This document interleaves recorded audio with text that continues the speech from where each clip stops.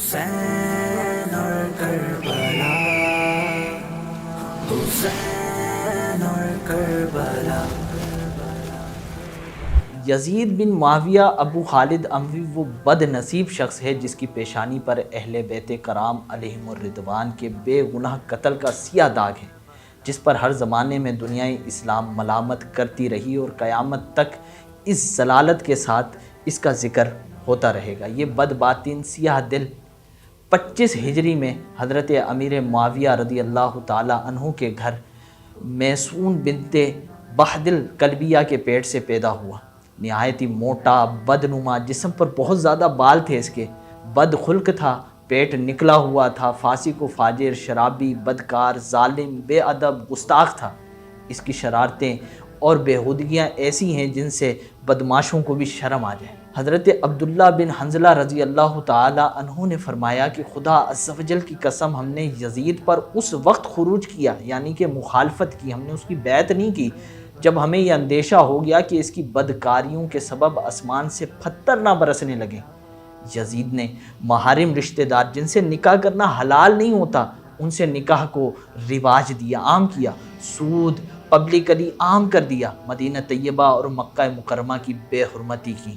مکے اور مدینے پر حملے کا واقعہ یہ ہے کہ امام حسین کی شہادت کے بعد یزید نے مسلم بن عقبہ کو 12,000 یا 20,000 کا لشکر دے کر مدینہ طیبہ پر چڑھائی کے لیے بھیج دیا، یعنی کہ جنگ کے لیے بھیج دیا۔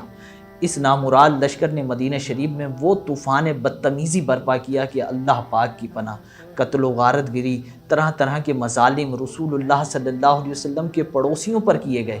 وہاں کے رہنے والوں کے گھر لوٹ لیے گئے، 700 صحابہ کرام سمیت 10,000 سے زائد مسلمانوں کو شہید کر دیا گیا، لڑکوں کو قیدی بنا لیا گیا۔ ایسی ایسی بدکاریاں اور بدتمیزیاں کی جن کا ذکر کرنا ناگوار ہے۔ مسجد نبوی شریف کے ستونوں کے ساتھ گھوڑے باندھے گئے، 3 دن تک مسجد شریف میں لوگ نماز نہ پڑھ سکے۔ مدینہ منورہ کی گلی کوچوں میں حضرات صحابہ تابعین کا خون پانی کی طرح بہایا گیا۔ اسی طرح نواس رسول ہی کی شہادت کے بعد مدینے پر حملہ کرنے کے بعد مکہ مکرمہ پر یزید نے حملے کے لیے لشکر بھیج دیا۔ مکہ مکرمہ میں ان یزیدیوں نے منجنیق یعنی کہ پتھر پھینکنے والا ایک آلہ، اس کی جدید صورت آپ لے لیں کہ توپ کے ذریعے پتھروں کی بارش کی۔ اس پتھروں کی بارش سے، سنگ باری سے حرم شریف کا صحن مبارک پتھروں سے بھر گیا، مسجد حرام کے ستون ٹوٹ گئے، کعبہ مقدسہ کے غلاف اور چھت کو بھاری نقصان ہوا اور آگ بھی لگ گئی۔ کعبہ معظمہ کی چھت پر اس دھمبے کے سینگ بھی بطور تبرک رکھے ہوئے تھے جو کہ حضرت اسماعیل علی نبینا علیہ الصلوۃ والسلام کے فدیے کے یعنی کہ بدلے کے طور پر جنت سے لایا گیا تھا، وہ سینگ بھی اس آگ میں جل گئے۔ وہاں کے باشندے رہنے والے سخت مبتلا ہوئے مصیبتوں میں۔ الغرض یہ کہ یزیدیوں نے برائی کا ہر وہ کام کیا، ہر وہ گناہ کیا جس سے شریعت مطہرہ نے منع فرمایا تھا۔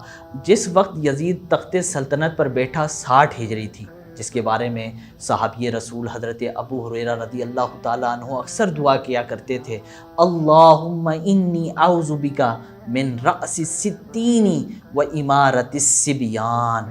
اے اللہ، میں تجھ سے 60 ہجری کے آغاز اور لڑکوں کی حکومت سے پناہ مانگتا ہوں۔ ان کی یہ دعا قبول بھی ہو گئی اور 59 ہجری میں آپ نے مدینہ منورہ میں انتقال فرمایا۔ یہ کیوں تھا کہ یہ آقا علیہ الصلوۃ والسلام سے اس ہجری کے بارے میں سن چکے تھے۔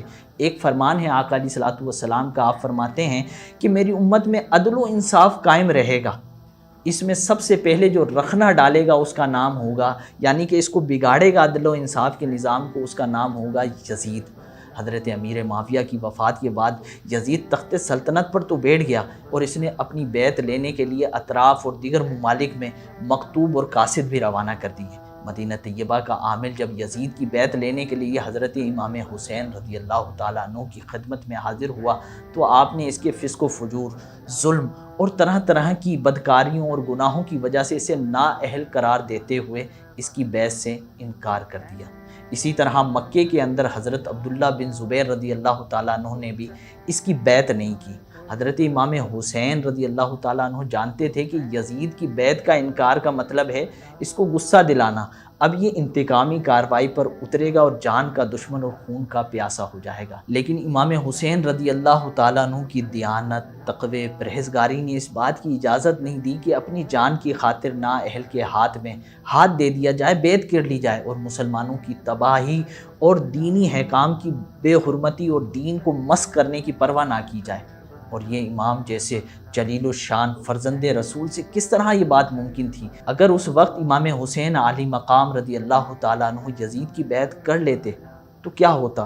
وہ یزید آپ کی بہت زیادہ عزت کرتا، آپ کی عافیت اور راحت میں کوئی فرق نہیں آنے دیتا، بلکہ بہت ساری دولت دنیا آپ کے قدموں میں جمع کر دیتا، لیکن اسلام کا نظام دھرم بھرم ہو جاتا اور دین میں ایسا فساد برپا ہو جاتا جس کا دور کرنا بعد والوں کے لیے ناممکن ہو جاتا۔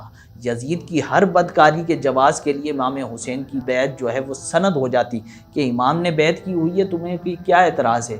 یزید نے فلاں کام کیا ہوا ہے، تمہیں کیا اعتراض ہے؟ امام حسین کی بیعت حاصل ہے اسے۔